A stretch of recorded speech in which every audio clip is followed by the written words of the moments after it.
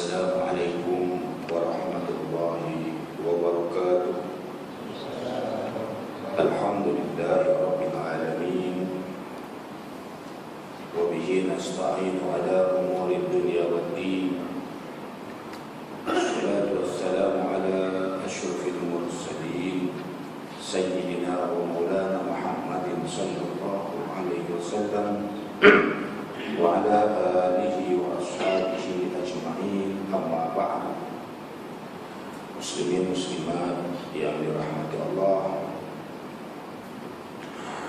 insyaallah pada malam ini kita sambung kuliah Al-Hikam di muka surah 27 bagian yang ke-10. Bab ini akan menceritakan keadaan jiwa, amal,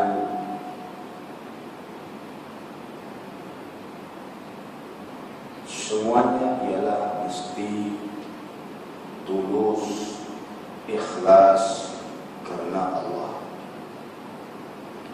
Sebab amalan itu melalui anggota.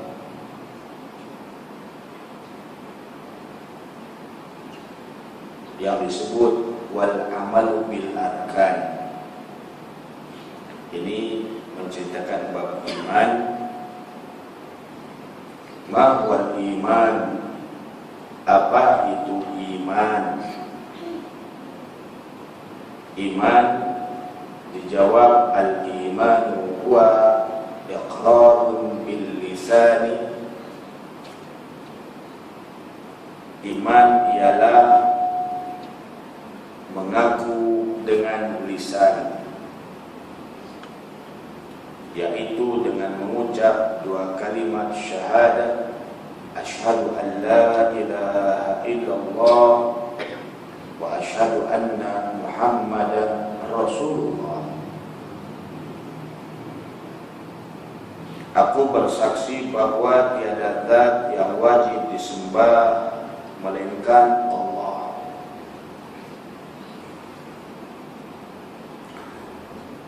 Dan aku bersaksi bahwasanya Nabi Muhammad itu adalah utusan atau pesuruh Allah. Itu namanya iqrar, pengakuan. Tak cukup hanya mengaku saja. Seperti ramai orang yang iqrar, mengaku tiada zat yang wajib disembah kecuali Allah, tapi tak mau nyembah. Hanya iqrar saja. Datang zuhur tak mau solat, datang asar tak mau solat, maghrib tak mau, isya tak mau, subuh pun tak mau. Akhirnya hari-harinya tak solat. Dia iqrar tapi kosong. Ada tak agak-agak orang macam tu? Ada tak? Ada.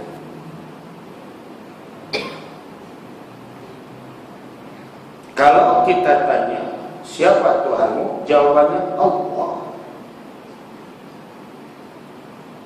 Siapa yang wajib kamu sembah atau kita sembah? Dia jawab Allah. Sebab sudah iqrar. Tapi tak mau nyembah, kosong iqrar itu. Maka itu tidak cukup iqrar dalam iman. Yang kedua, tasdiqun bil qalbi. Iman itu mesti ada tasdiq. Tasdiq artinya membenarkan, berkeyakinan di dalam hati yang dalam bahwa memang tiada yang wajib disembah melainkan Allah. Bukan di mulut. Di mulut itu iqrar, tapi kena sampai di tasdiq, dibenarkan, diyakini di dalam hati bahwa memang benar tiada zat yang wajib disembah kecuali Allah, maka hati ini senantiasa berfikir, hati senantiasa mendorong dan berkata, sembahlah Allah, sembahlah Allah. Datang zuhur, hati kata sembah Allah. Datang asar, hati kata sembahlah Allah. Solat, hati kata ikutlah perintah Allah. Ngaji dan lain sebagainya, kena sampai hati.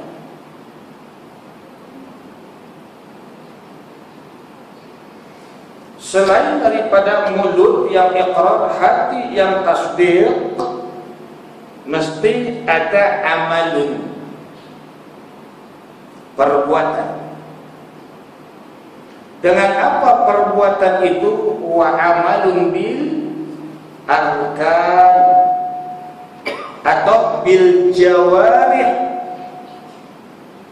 dan dia kena ada amal atau perbuatan yang dilakukan dengan menggunakan anggota.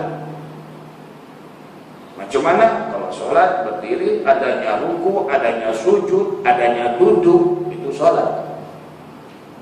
Dia menggunakan anggota badan. Bermula daripada takbiratul ihram, mulut berkata usolli fardhu maghribi, sunat hukumnya. Yang wajib itu niat di dalam hati. Wa talaffudu bin niat, wa talaffudu ila niyati sunnah, melafazkan kepada niat itu sunnah. Yang niat itu ialah di dalam hati. Wa mahalluha al-qalbu, letak niat dalam hati. Niat aku solat fardu maghrib 3 rakaat, niat aku solat fardu isya 4 rakaat, itu di hati. Yang di mulut usolli fardu isya, itu lafaz niat, hukum melafazkannya adalah sunnah.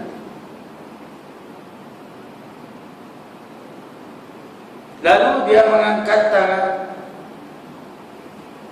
Mengangkat tangan juga adalah sunnah. Yang wajib, yang rukunnya adalah takbiratul ihram, mengatakan Allahu Akbar.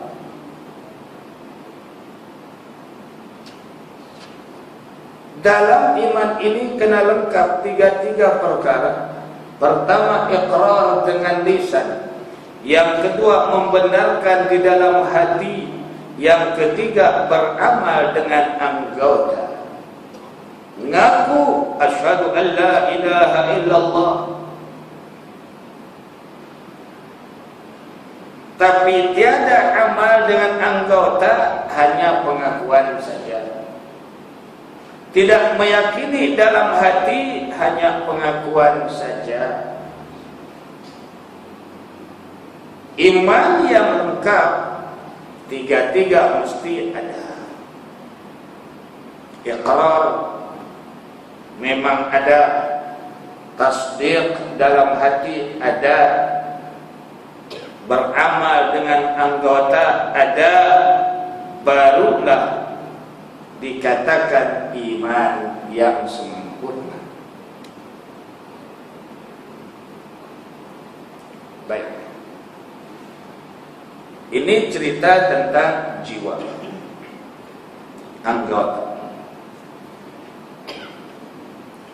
Imam Athaillah berkata, al-a'malu suwarun qa'imatun wa arwahuha wujudu sirril ikhlasi fiha. Dia kata al-a'mal, jama' atau kalimat jama' daripada amalu. Kalau amalu, satu amalan, 2 amalan, amalaini, banyak amal, a'mal. Dia kata al-a'mal, amal-amal perbuatan itu yang kita lakukan, baik sholat, baik ngaji, baik puasa dan lain sebagainya amalan, suam qa'imatun, ia hanya sebagai kerangka yang tegak. Tahu kerangka? Rangka.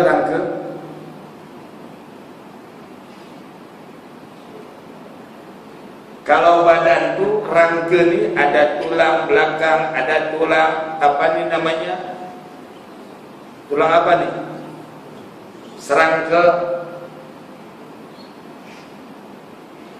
Amalan-amalan yang dibuat itu hanya sebagai atau ibarat kerangka yang tegak.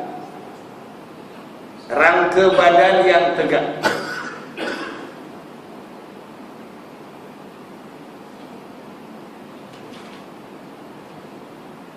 Wa arwahuha, dan ruhnya rangka yang tegak itu yang diserupakan dengan badan amalan, sirrul ikhlasi fiha, ialah terdapatnya rahasia ikhlas, ketulusan dalam hati ketika beramal.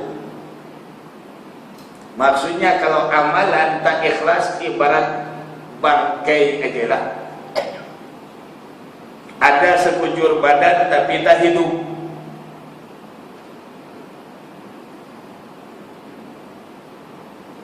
Ibarat rangka saja yang berdiri tegak tapi dah mati rupanya, tak ada roh. Begitulah amalan solat kita, ngaji kita, puasa dan lain sebagainya. Setiap amal al-a'mal, semua amalan. Apa saja amalan yang dibuat harian, siang hari atau di malam hari, kalau tidak ada ikhlas pada amal itu ibarat kerangka yang tidak ada roh, alias bangkai atau bangkai ajalah.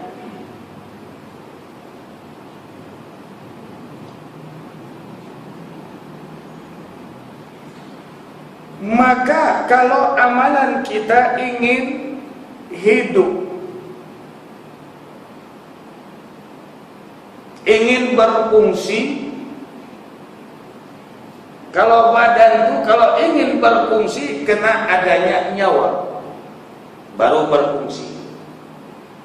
Kaki ada tapi nyawa dah tak ada dah, matilah kaki itu sebelah, nyawa dah tak ada dah.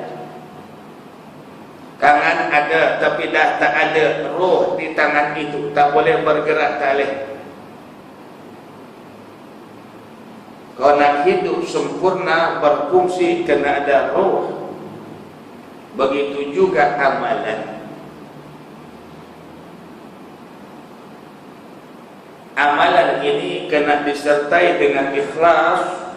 Kalaulah amalan itu ibarat manusia yang hidup, boleh berguna, boleh ada manfaat.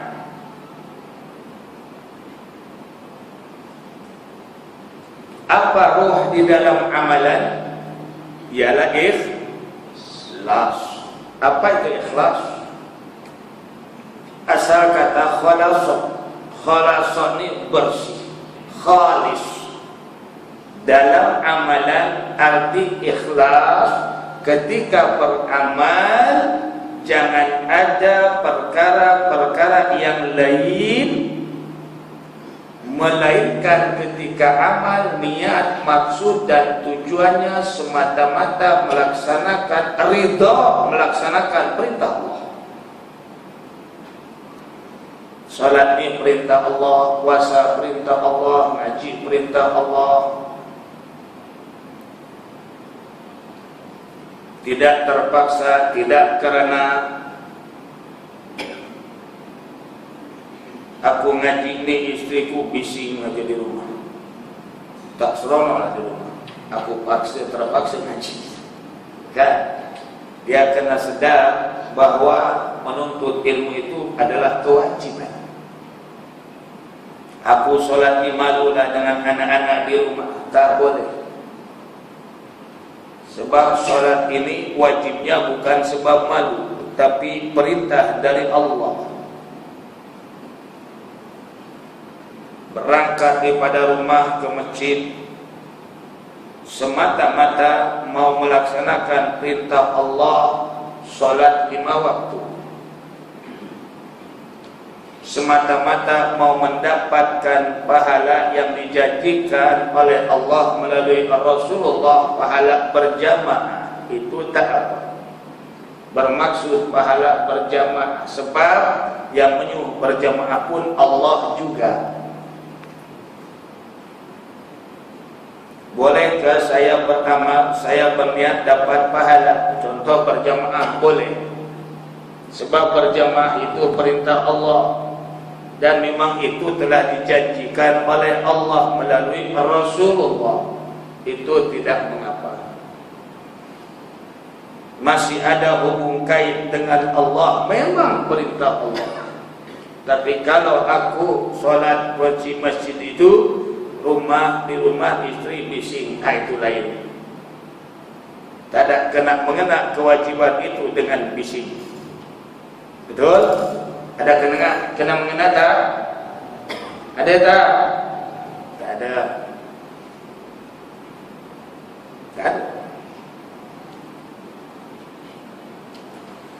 Amal perbuatan itu sebagai kerangka yang tegak, sedangkan ruh atau jiwanya amal ialah terdapatnya rahasia ikhlas.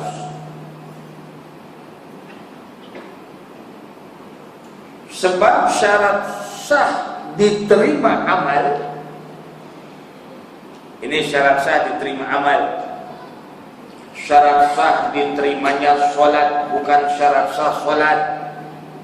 Kalau syarat sah solat ialah kena suci daripada hadas kecil, hadas besar. Syarat sah solat menghadap kiblat. Syarat sah solat menutup aurat. Syarat sah solat setelah masuknya waktu solat. Syarat sah solat berdiri bagi orang yang mampu. Ini syarat sah solat. Syarat sah solat suci badan, pakaian, tempat solat daripada najis. Itu syarat sah solat. Ada lagi syarat diterimanya amalan solat. Adapun syarat untuk diterimanya amalan, pertama ialah ikhlas. Walaupun cukup syarat sah solat tapi tak ikhlas, Allah tak terima. Karena ikhlas. Dan amalan-amalan yang lain, termasuklah ustaz-ustaz ngajar kena ikhlas. Walaupun dia kelihatannya garang, tapi di hatinya untuk memasukkan ilmu, untuk faham. Bukan nak menunjukkan dia garang, bukan. Nak mahamkan, nak masuk juga paksa. Sebab tahu manusia ini kena ada ilmu.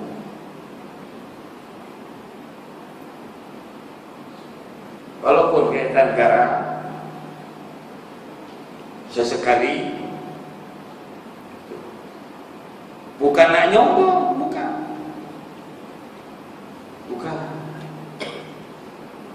Ustaz pun kena ikhlas. Ikhlas macam mana?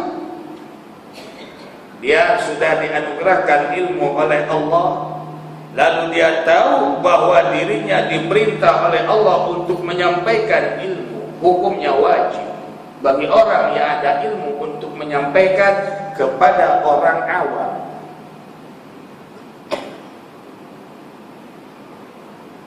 Maka disampaikanlah ilmu dan ikhlas keluar daripada hatinya, supaya orang ramai faham. Macam hati ke hati bicara itu, macam mengetahui hati pendengar itu masih belum faham, maka itu dipaksa biar jadi faham.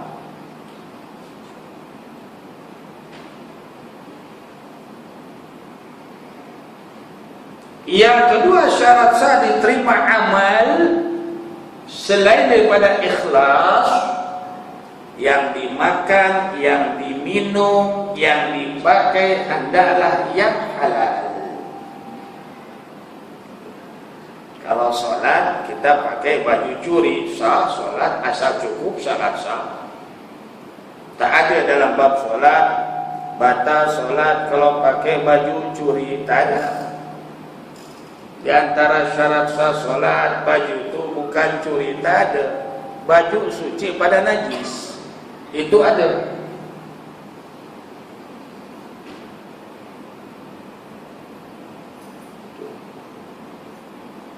Tapi syarat untuk diterima amalan mesti yang dimakan, yang diminum, yang dipakai adalah yang halal. Bukan suci daripada najis lagi, tapi yang halal. Maka itu orang Islam kena perhatikan tentang makanan, minuman, pakaian.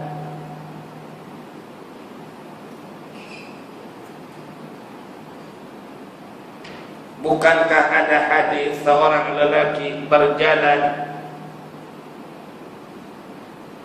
dengan perjalanan yang jauh, dengan pakaian yang sudah lusuh, rambut pun yang sudah kotor, sudah penat dia berjalan, tak ada lagi harapan melainkan kepada Allah. Lalu dia menadah tangan, ya Rabb, ya Rabb, wahai Allah, minta ditolong.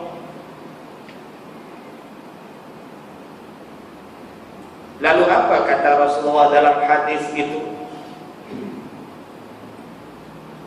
Sedangkan yang dimakannya haram, yang dipakainya haram, yang diminumnya haram, fa anna yustajabu laha, bagaimana mau diijabah doa itu?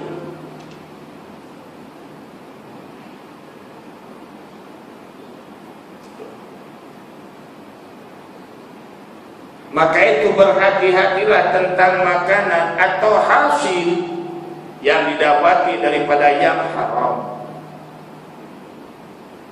Kalau orang niaga daripada menipu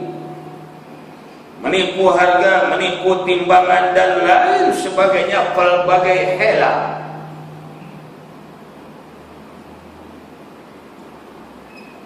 mungkin timbangan itu diubah. Macam mana yang 1000 gram atau 1 kilo itu boleh sampai ke situ dengan 900 gram, diubah sikit-sikit. Letak aja barang dah naik 1 kilo, padahal tak 1 kilo pun dijual dengan harga 1 kilo.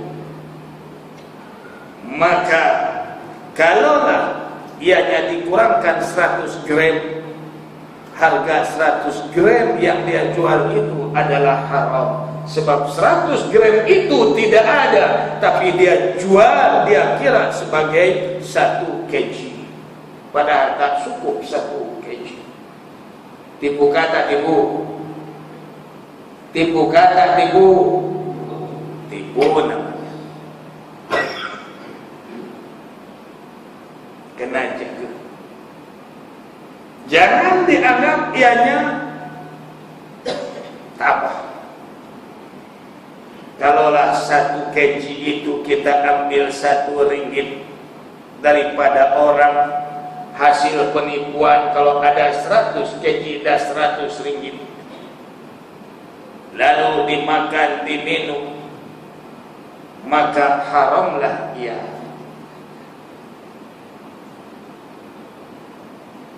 Bukankah Allah sudah menceritakan hal ini dalam surah Al-Mutaffifin?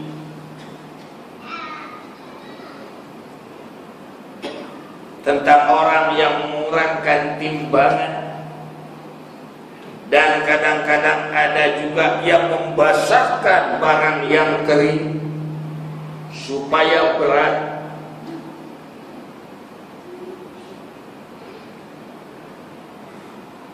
Bagi orang yang bekerja pun sama, bukan setakat orang yang berniaga boleh nipu, yang bekerja pun boleh nipu. Sama ada mencuri, menipu, meleleh waktu dan masa, yang disebut banyak mengular, sedangkan pembayaran itu tidak pernah dikurangkan, tapi kerjanya selalu dikurangkan. Klaim adalah cukup, tak mau kurang. Mungkin ada tak? Mungkin ada tak? Sini ada tak yang kerja biasa tipu macam tu? Kalau ada, ubah. Jangan tipu lagi. Hasil itu adalah haram.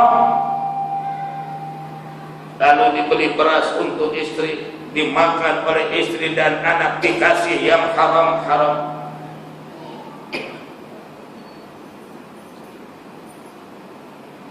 Begitu juga orang yang ada diberi kepercayaan dengan tiadanya amanah. Hari ini kita baca surat kabar,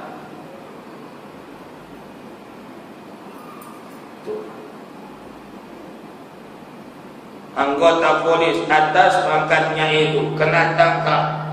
1 koin berapa? 5 juta. Bayar tak? Baca Kosmo tak? Baca Kosmo. Beberapa orang di Bukit Aman kena tangkap.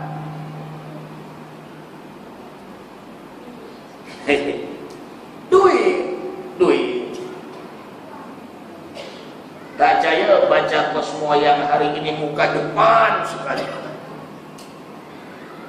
Tadi baca tak? Aduh, dia baca. Berapa banyak? 1,5 kan? Aduh.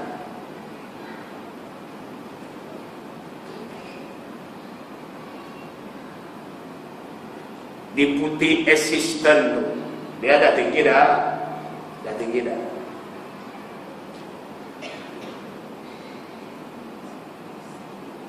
Pegawai tinggi.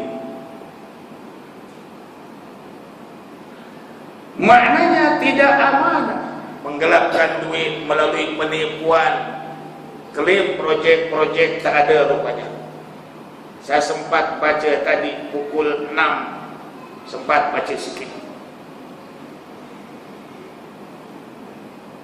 Baca tajuk, sudah tengok lebih kurang aja. Ini dia. Adakah halal melalui demikian? Haram. Melalui penipuan, melalui pelbagai cara dan hilah, klaim yang bukan-bukan.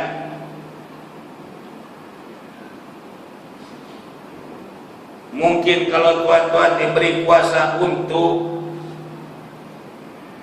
memproses perbelanjaan harga RM10, ditulisnya RM20. Ini pun pernah berlaku sampai masuk parlimen. Betul? Tak masuk akal. Apabila audit kata ini tak masuk akal.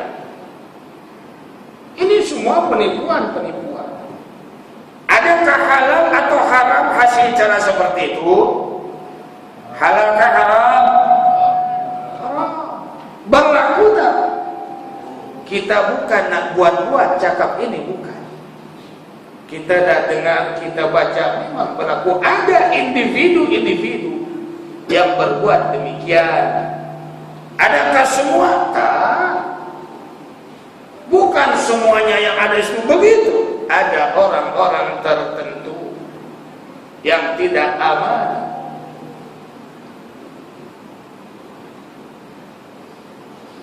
Adakah semuanya macam itu? Tak. Saya yakin yang baik-baik pun ada. Yang enti tak suka pun ada, saya yakin. Dan saya juga yakin yang tak bagus pun ada, betul tak? Nah, itu.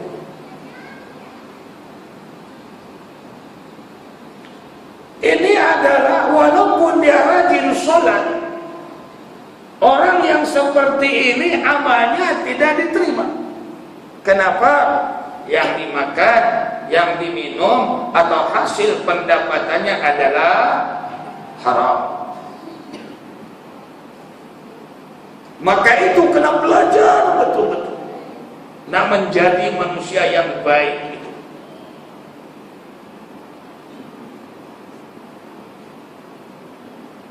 Kalau tidak, memang terdedah kepada perkara-perkara yang boleh menyebabkan berlakunya yang dilarang oleh Allah.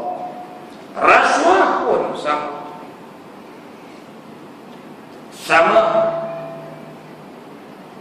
Allah tidak mengizinkan, kerajaan pun tidak mengizinkan.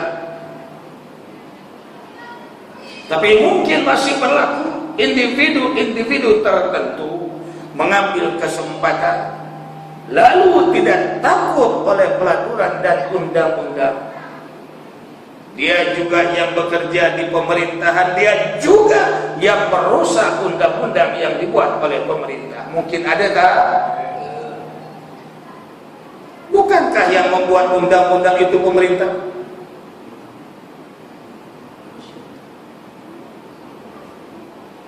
Bukankah wajib dipatuhi perkara-perkara yang baik itu?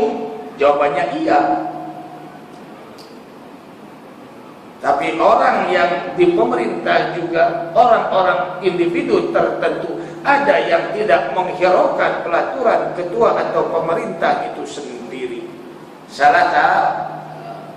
Salah tak? Salah. Semuanya macam itu? Tak. Tak. Jangan semua aja, tak. Orang-orang tertentu yang tak mau ikut pelaturan yang dibuat oleh pemerintah sendiri, sedangkan dia bekerja di pemerintah itu sendiri. Maka itu pemerintah pun tangkap.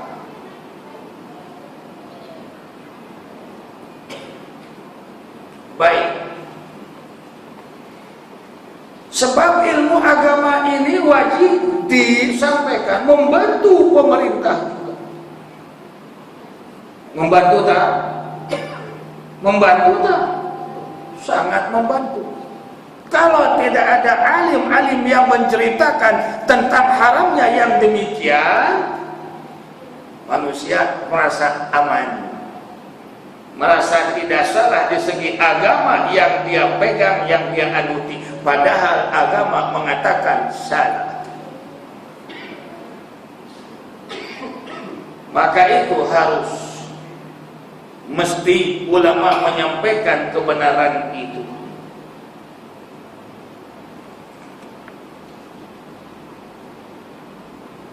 Amal perbuatan itu sebagai kerangka yang tegak, sedang roh atau jiwanya ialah terdapatnya rahasia ikhlas, ketulusan dalam amal perbuatan itu. Perhatikan, didik hati kita supaya ikhlas. Contoh, ada orang sholat datang ke masjid, takbiratul ihram, laju baca, ruku sekejap, iktidal sekejap, sujud sekejap, sekejap aja assalamualaikum cabut. Adakah yang menunjukkan ikhlas dan ridha? Bagi saya tidak. Orang yang sholat mesti wudunya sempurna, sebab itu perintah Allah. Bukan wudu laju-laju, sempurna tak sempurna sudah jalan.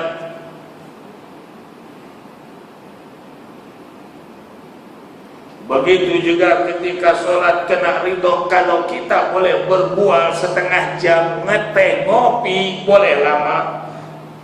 Berbual dengan manusia, kenapa berbicara dengan Allah 10 menit pun tidak ridho? kena berkata ke hati, ke badan sendiri, wahai jiwa, wahai Abdullah Qurtubi, engkau sedang bertemu dengan yang mencipta engkau. Kalau engkau boleh berbual lama, kenapa engkau tak boleh berbual dengan Allah agar lama? Kalau dengan manusia engkau boleh tertib, boleh sempurna perbuatan itu, kenapa dengan Allah yang mencipta engkau tak boleh sempurna dan tertib? Kena dididikan. Ini solat, tengok, ya Allah, ruku tak sempurna, tumakninah tiada, iktidal tumakninah tiada. Termasuk kadang-kadang imam sendiri, sami Allah liman hamidah, makmum baru angkat, imam dah Allah pada sujud. Apa salahnya sih sempurna perbuatan itu? Sempurna perbuatan itu.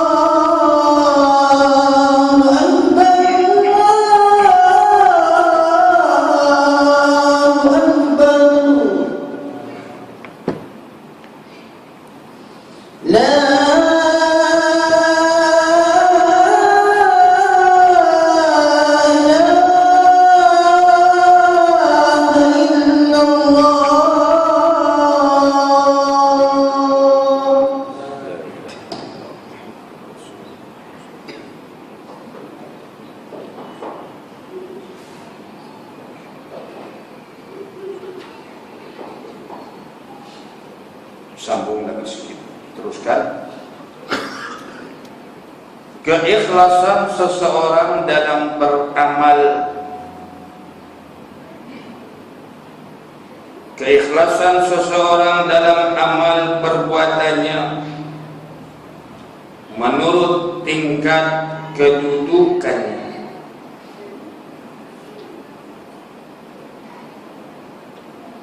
Kita ni kan ada tingkatan-tingkatan. Ada orang awam macam puasa.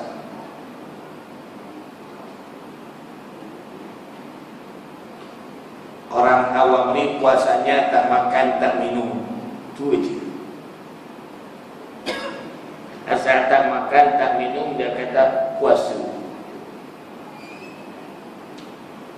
Ada lagi tingkatan khawas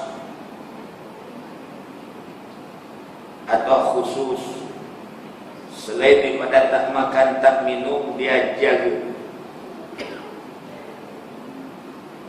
daripada mengumpat, melakukan orang, perbuatan-perbuatan yang haram ditingkatkan. Bila puasa dia dah tak mengumpat lagi, dah tak bohong lagi, dan lepas puasa itulah yang dia buat. Bukan waktu puasa saja. Ada puasa khusus yang khusus dijaga sampai mata, telinga, hati semua dijaga.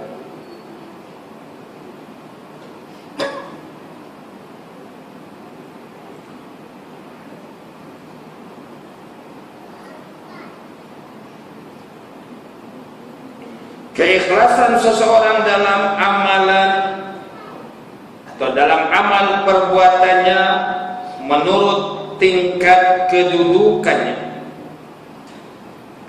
maka keikhlasan orang abror, ada yang sebut abror,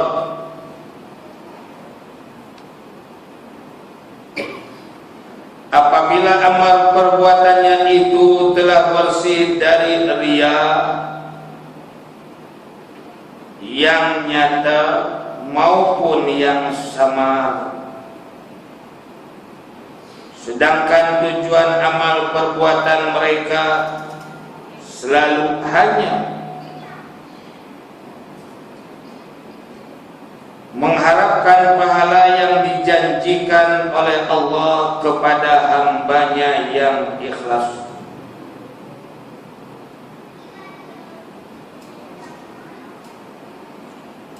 Ia terhasil daripada pengambilan maksud ayat Surah Al-Fatihah, Iyyaka na'budu wa iyyaka nasta'in.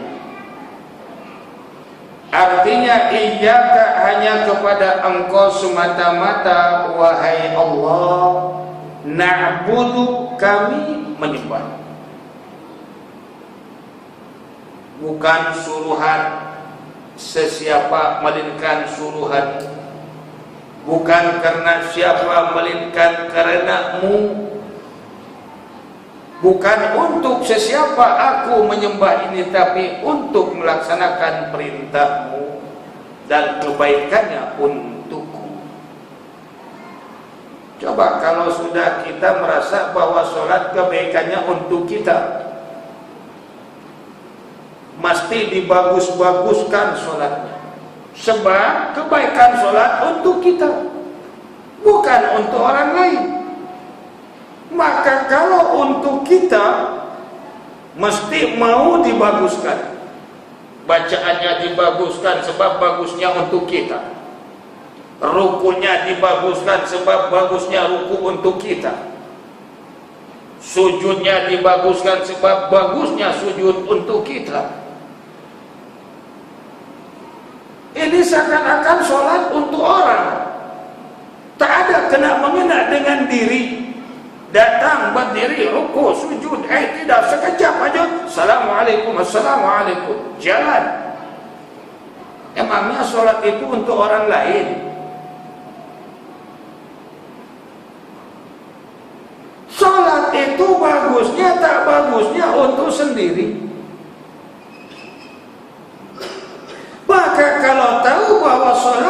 untuk sendiri, tolonglah dibagus-bagus sholat itu.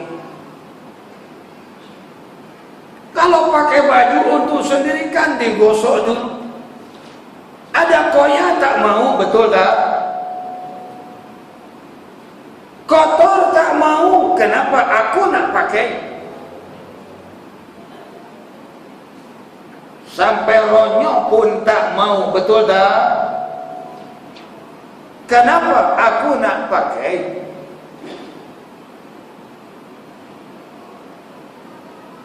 Kalau zahir seperti itu, kenapa tentang ibadah kita tak fikir bahwa berdirinya baiknya berdiri itu untuk aku? Lamanya aku duduk di majlis ilmu untuk aku. Dapatnya ibadah dengan sempurna untuk aku, bukan untuk orang lain. Maka fikirlah demikian, seperti fikirannya orang-orang abror.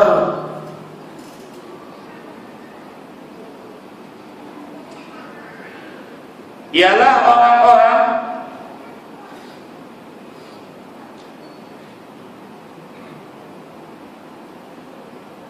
yang dalam ibadahnya ikhlas.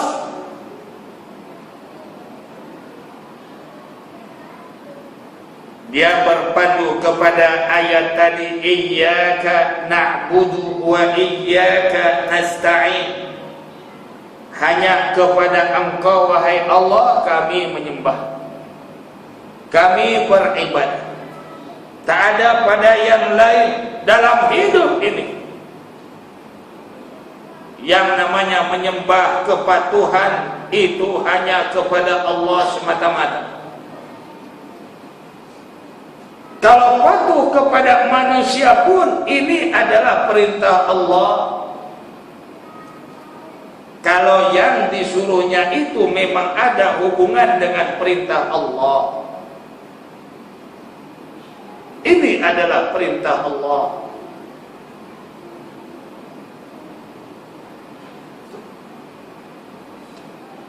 Yaitu perintah-perintah yang diperintahkan oleh Allah. Istri, anak, pemerintah merintah kepada kita, tapi yang diperintahkannya itu adalah sesuai dengan kehendak Allah, wajib dipatuhi dan berkata ini adalah perintah Allah. Hanya melalui mulut manusia datangnya perintah itu, tapi hakikatnya perintah Allah.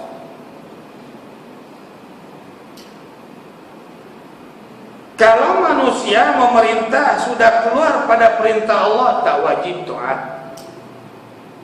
La ta'ata li makhluqin fi ma'syiatil khaliq.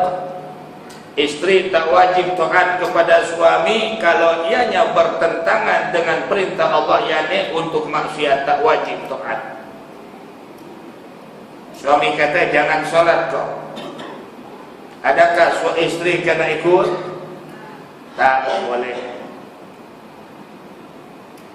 Jangan tutup aurat kau, aku tak suka, adakah istri kena ikut? Tak. Tapi ada tak istri yang ikut? Suami tak suka, yuk tutup aurat, I tak suka, buka je. Ada tak istri akhirnya ikut buka? Sudah ditanya, ini kehendak suami, perintah suami, tak wajib taat ketika itu. Bagi tahu kepada suami, ini adalah perintah dari Allah. Abang kena ridho atas perintah Allah. Bukankah kita pun nikah atas perintah Allah? Kalau abang tak mau ikut nikah perintah Allah, maknanya bukan menurut agama Allah. Kita sudah nikah atas perintah Allah, sudah mengucap 2 kalimat syahadat. Kenapa selepas nikah abang mengarahkan saya buka tudung, buka aurat? Bagi faham kepada dia. Bukankah nikah kepada saya ini iman? itu ketika itu saja. Orang-orang abrar juga mengharapkan karunia daripada Allah. Wa iyyaka nasta'in, dan hanya kepada Engkau wahai Allah kami mohon pertolongan. Tak ada pada yang lain. Iblis, syaitan itu tak ada kuasa, tak ada. Manusia pun tak ada kuasa, melainkan sesiapa yang diizinkan oleh Allah. Itu harus tahu batasan. Boleh minta bantuan pada manusia, boleh. Tapi kena ingat, apa yang diberi oleh manusia itu adalah semata-mata dikehendaki oleh Allah. Hakikatnya dari Allah.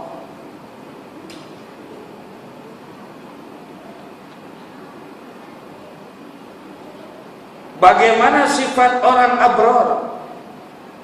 Di dalam surah Al-Insan Allah menyebut sifat orang abrar, maka itu mereka ini terpuji dalam ikhlas. Sehingga Allah sebut innal abrara yashrabuna min ka'sin kana mizajuha kafura. Ayat 5. Innal abrara, bahwasanya orang-orang yang abrar, yaitu orang-orang yang baik di dalam amalannya semasa hidupnya, yashrabuna, nanti di akhirat kata Allah mereka akan minum minuman di surga, min ka'sin, daripada gelas-gelas, kana mizajuha kafura, yang mana minuman itu campurannya adalah kafur. Minum air kafur, Ustaz. Bukan kafur yang ada di dunia, bukan. Ada satu jenis minuman yang disebut kafur. Itu yang akan diminum oleh orang abrar. Apa yang dimaksud kafur? Allah menyebut ainan. Air itu yang diambil daripada mata air. Ain itu mata air. Yashrabu biha ibadullah. Kafur itu ialah daripada sebuah mata air. Yashrabu biha, yang meminum daripadanya ibadullah, hamba-hamba Allah, orang yang menjadi hamba kepada Allah. Bukan hamba kepada harta, hamba kepada manusia, bukan.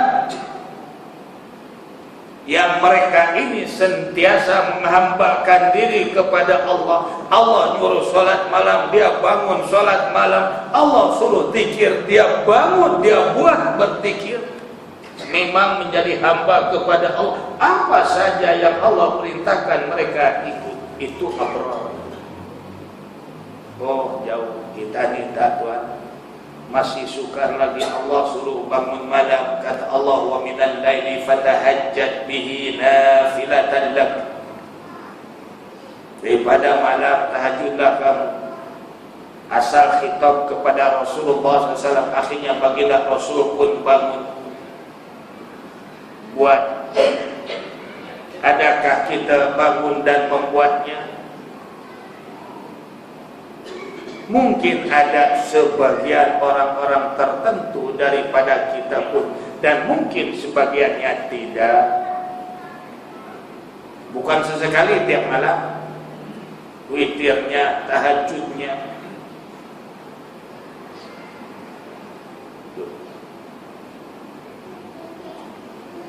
Yufajjirunaha tafjir.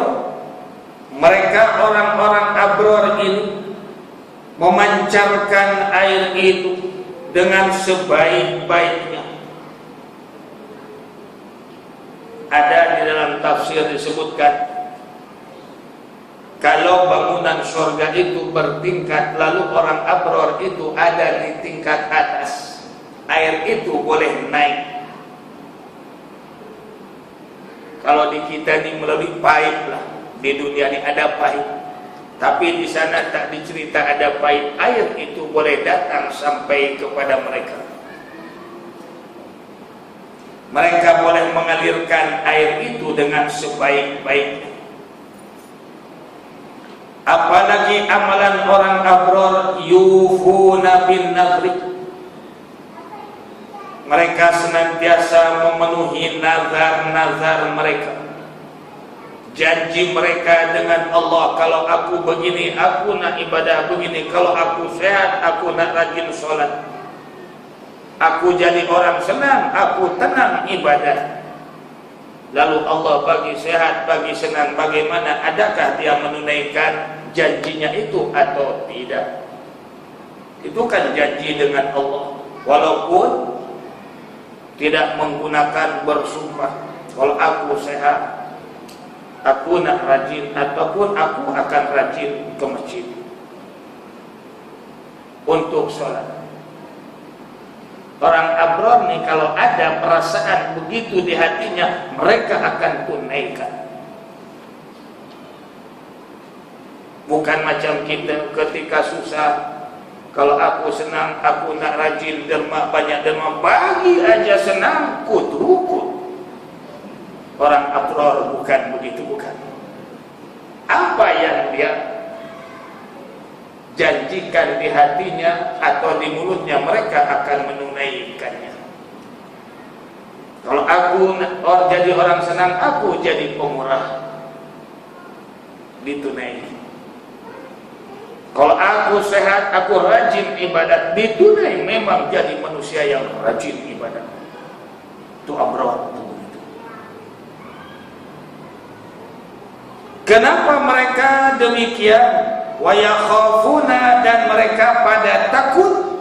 Orang-orang abror ini, mereka pada takut yauman, akan suatu hari, yakni di akhirat kelak, kana syarruhu mustatira, yang azabnya merata di mana-mana.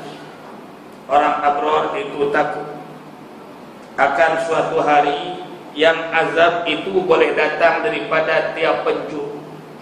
Daripada mata boleh datang azab, pada mulut boleh datang siksa sebab mulut, daripada kaki boleh datang siksa sebab kaki yang berjalan, daripada tangan boleh datang azab sebab tangan maksiat.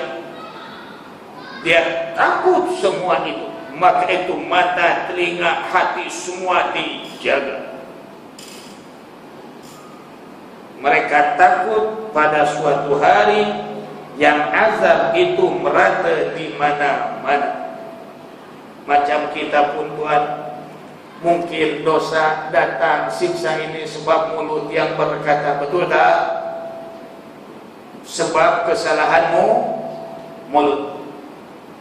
Mungkin azab itu datang sebab kesalahan mata, selalu melihat maksiat yang dilarang oleh Allah. Akhirnya datang azab sebab mata. Datang azab sebab telinga, mendengar yang dilarang oleh Allah, mengumpat, mengeji dan lain sebagainya. Serono dengar. Akhirnya kita menjadi orang yang berdosa dan bersalah. Datanglah azab. Orang abror itu takut itu semua. Hebat mereka ini.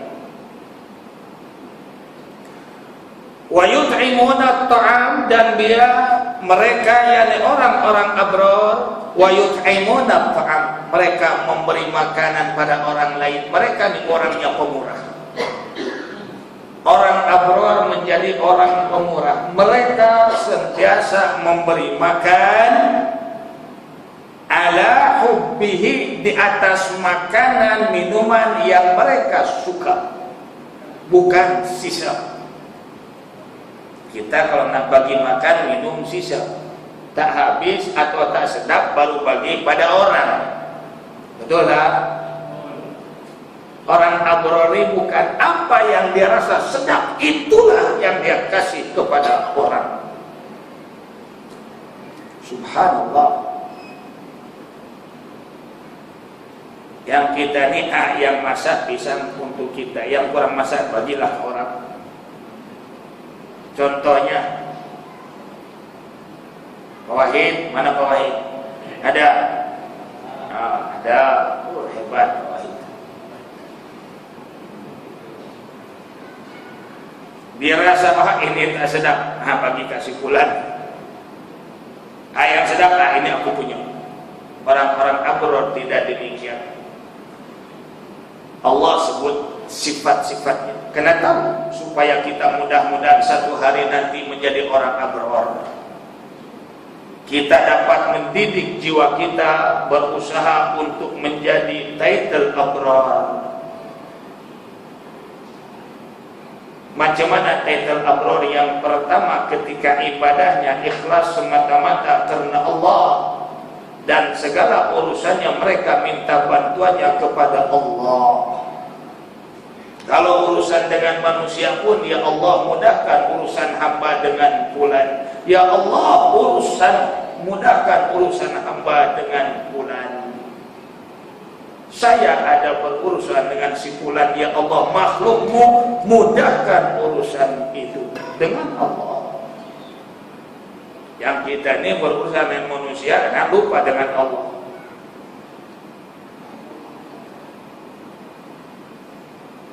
Berurusan dengan Allah. Ada masalah berumah tangga, berurusanlah dengan Allah, sebab Allah yang menjodohkan. Kalau memang engkau tidak merestui, ya Allah, kalau memang jodohnya sampai di sini, hamba ridha, ya Allah, hamba telah berusaha memohon meminta padamu yang terbaik. Kalau memang di sisi engkau tak baik, hamba ridha. Ini orang abror luar biasa hebat. Wa yut'imuna at-ta'am, dan mereka memberi makan ala hubbihi, atas apa yang dia sukai. Yang terbaik memberi makan itu. Miskinan kepada orang miskin, wa yatiman anak-anak yatim, wa asiran, dan orang-orang yang kena tahan menjadi tawanan. Lalu mereka berkata ketika memberi makan minum itu, kata mereka, innama nut'imukum, sesungguhnya kami memberi makan minum, memberi bantuan kepada kalian liwajhillah, karena melaksanakan perintah Allah. Orang fakir, orang miskin, anak yatim wajib dibantu. Aku ada. Ini melaksanakan perintah Allah. Jadi kalau orang ini ada sifat abror, zakat tak payah diingat-ingat, dia sendiri akan datang menunaikannya.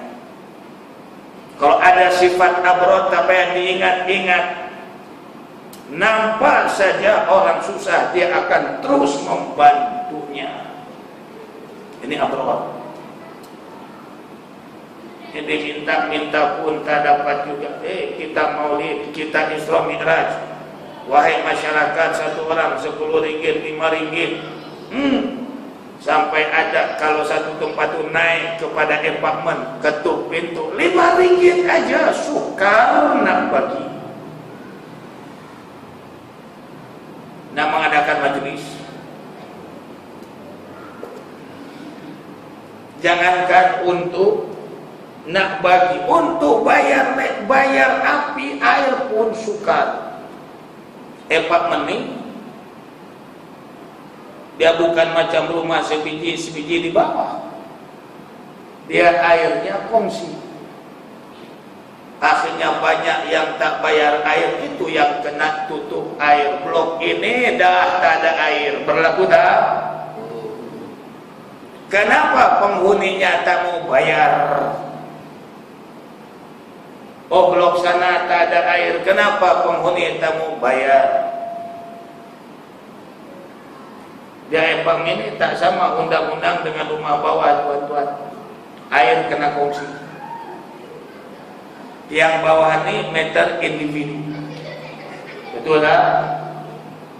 Ustaz tahu macam itu. Memang undang-undangnya macam itu.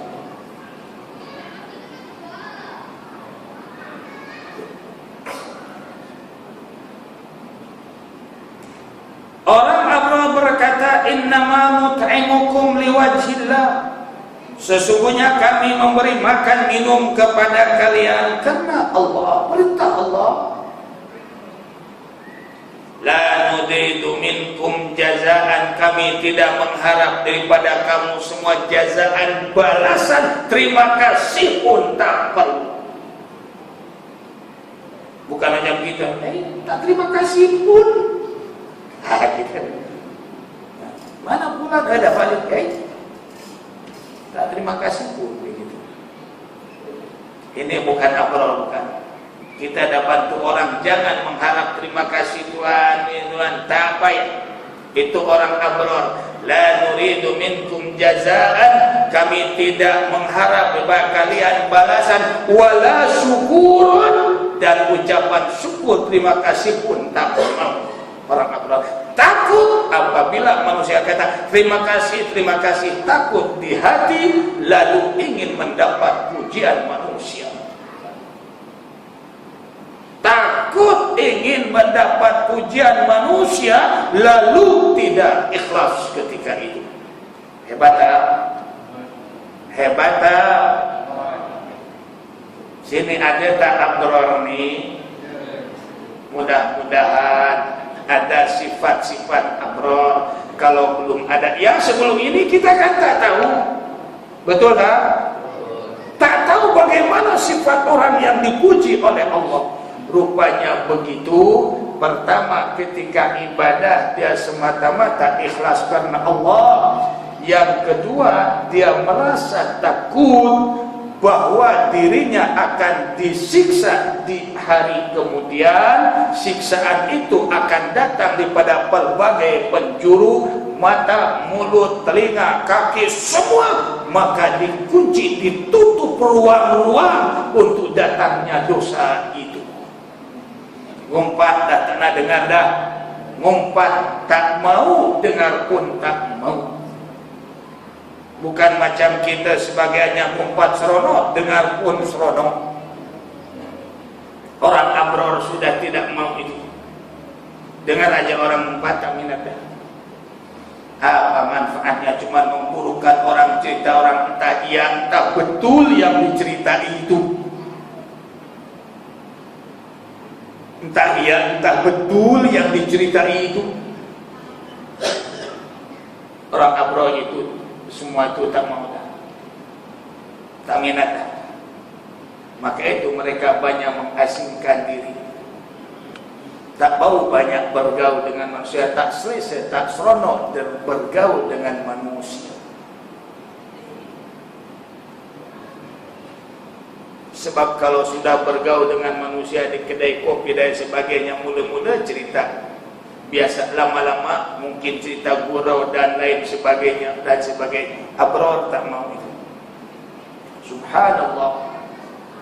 Kita yang sudah tua-tua coba berusaha untuk menuju kepada martabat abrar. Kalau tak semua pun sikit-sikit. Dia akan makin banyak, makin tua, makin banyak mulut. Itulah yang menjadi batu api.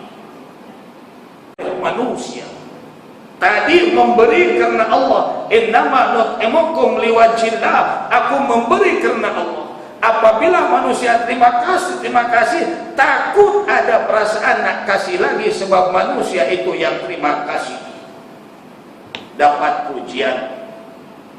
Ini sifat apa? Faham? Oke, dah faham sudah. Sampai sini insyaallah kita jumpa lagi di minggu-minggu yang akan datang.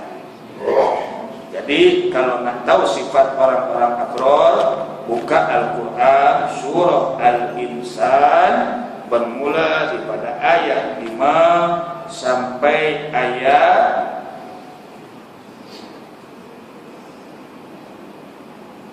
ayat 10.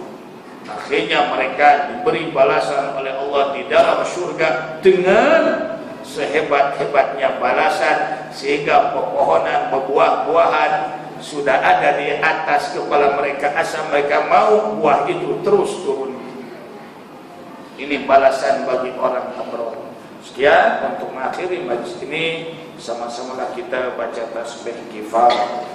Bismillahirrahmanirrahim. Subhanallahumma bihamdika asyhadu an la ilaha illa anta astaghfiruka wa atubu ilaik.